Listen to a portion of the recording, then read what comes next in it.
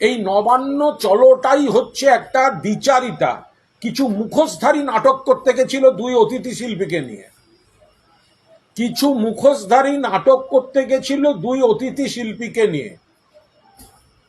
আরজি করে অ্যারেস্ট হয়েছে কলকাতা পুলিশের হাতে, তদন্ত আপনারা সিবিআই চেয়েছেন, নবান্ন যাচ্ছেন কেন? সিবিআই বিচার করিয়েছে, ট্রায়াল করিয়েছে, যাবজ্জীবন করিয়েছে। আমরা বলেছিলাম ফাঁসি চাই, সিবিআই যাবজ্জীবন করিয়েছে। কিছু বলার থাকলে সিজিওতে যান, সেন্ট্রাল গভর্নমেন্টের।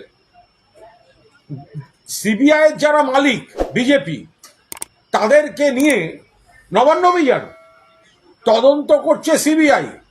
ক্ষোভ নাকি সিবিআই এর বিরুদ্ধে? সিবিআই নিয়ন্ত্রণ করে বিজেপি, আর বিজেপিকে নিয়ে নবান্ন অভিযান। এটা সীমা থাকবে তো সবকিছু।